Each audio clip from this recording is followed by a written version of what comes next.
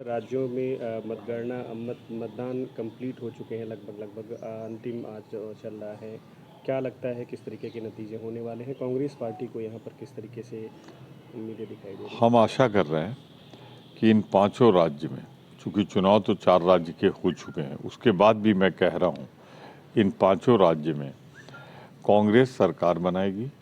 मिजोरम में ये हो सकता है कि हम गठबंधन की सरकार बनाएं, पर इन चारों राज्य में कांग्रेस अपने बूते पर सरकार बनाएगी। ये मैं उस तजुर्बे के आधार पर कह रहा हूं। मैं खुद मध्य प्रदेश रहा, छत्तीसगढ़ रहा, राजस्थान रहा और तेलंगाना, तो इन सभी जगहों पे कांग्रेस सरकार बनाएगी।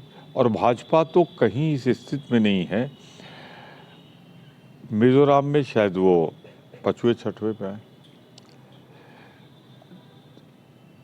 मध्य प्रदेश और छत्तीसगढ़ में वो काफ़ी दूर होंगे, राजस्थान में संघर्ष में होंगे, लेकिन तेलंगाना में फिर वो शायद खाता खुले या न खुले, इस पर रहेंगे। मध्य प्रदेश में समाजवादी पार्टी की जो स्थिति थी, जो रास्ता अपनाया, क्या उससे नुकसान होगा कुछ कांग्रेस को? निस्संदेह, जब भी वोटों का बंटवारा होता है और समाजवादी पार्टी के और कांग्रेस के वोट बैंक एक है, ये अगर हम समझते हैं तो मतदाता भी समझता है। तो ज़्यादातर मतदाताओं ने वोट का बंटवारा न हो, और चूंकि वहाँ मुख्य लड़ाई कांग्रेस बनाम भाजपा की थी, तो उन सारी सीटों पे जहाँ सापा नहीं है, सबने मतदान किया है, उसका असर इन जगहों पे भी रहा है। 1 या 2 जगह छोड़ दें तो समाजवादी पार्टी हमारा बहुत नुकसान नहीं कर पाई।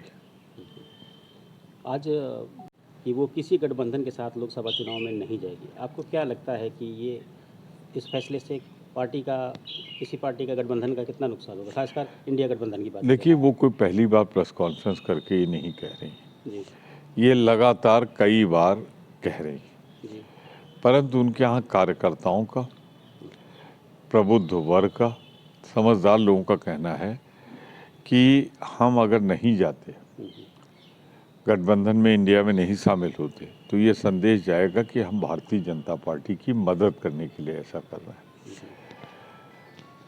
और इसीलिए हमको गठबंधन में शामिल होना चाहिए। लेकिन निर्णय तो मायावती जी को लेना है।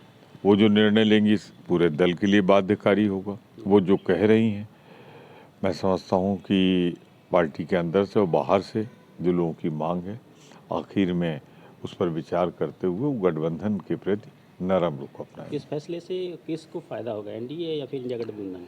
सीधे सीधे भाजपा को। और ये बात अब आम हो गई, और इसीलिए छत्तीसगढ़ में, मध्य प्रदेश में और राजस्थान, तीनों जगहों पे जहां बसपा का अस्तित्व था, आप देखिए समेट के लगभग समाप्ति के कगार पर है। उनके मतदाता जो थे वो जानते हैं कि वोट का बंटवारा जो होगा गलत होगा। जैसे छत्तीसगढ़ में पिछली बार वो मिल के लड़े थे जोगी से, अब की अलग लड़ रहे हैं, तो यूं भी कमज़ोर हो गए। मध्य प्रदेश में उनके लोग बसपा में चले गए बाद में, तो वो भी सबको मालूम है। राजस्थान में कांग्रेस में शामिल ना हुए होते तो वहाँ भी चले जाते।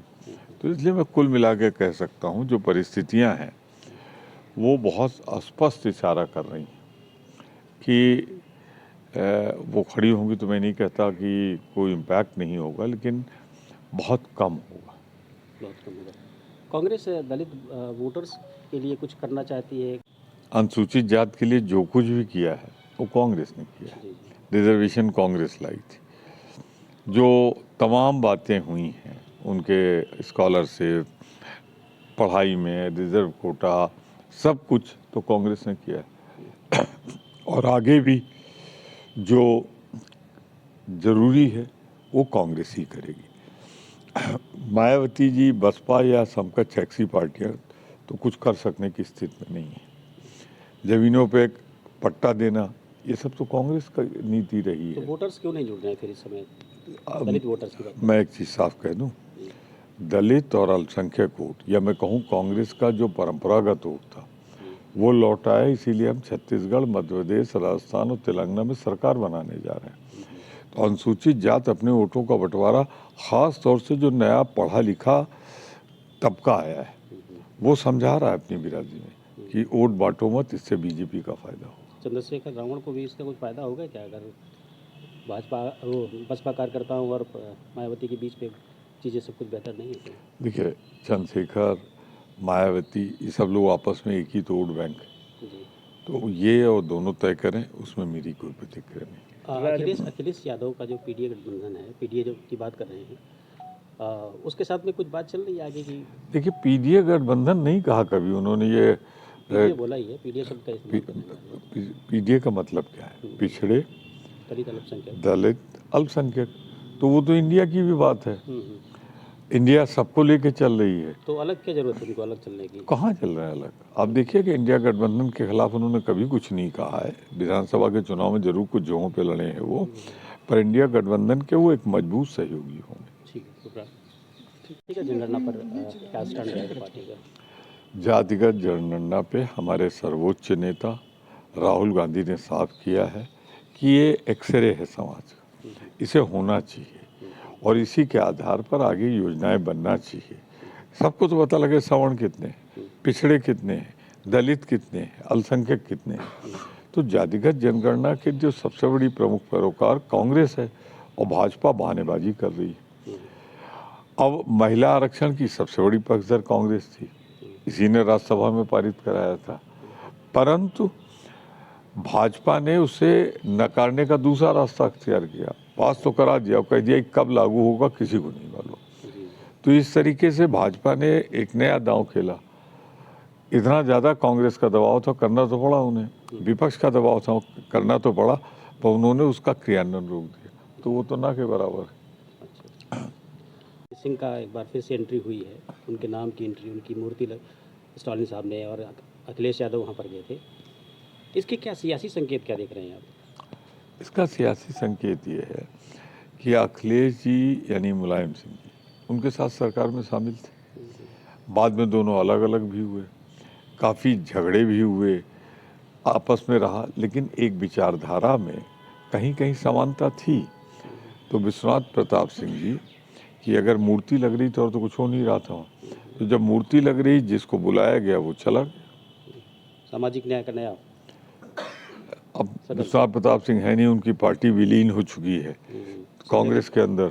समाजवादी पार्टी कह रहे सब जगह वो बीपी सिंह की मूर्तियां लगवाएगी पूरे प्रदेश में, अलग अलग लगवाएं, मूर्तियां लगवाएं, मायावती जी ने भी लगवाई है, लगवाएं। मूर्तियां लगाने से बात नहीं होती, बात है सत्ता में आइए, नीतियों का क्रियान्वयन कीजिए। सिर्फ मूर्तियां लगाने से सब कुछ नहीं होता। मायावती जी ने इतनी लगाई लेकिन एक सीट पे सिमट गई यहाँ पे। तो मूर्तियों से नहीं वोट और कम ज़्यादा होता। हाँ, आपकी विचारधारा है, आस्था है, लगवाइए, कौन रोक रहा। Thank you.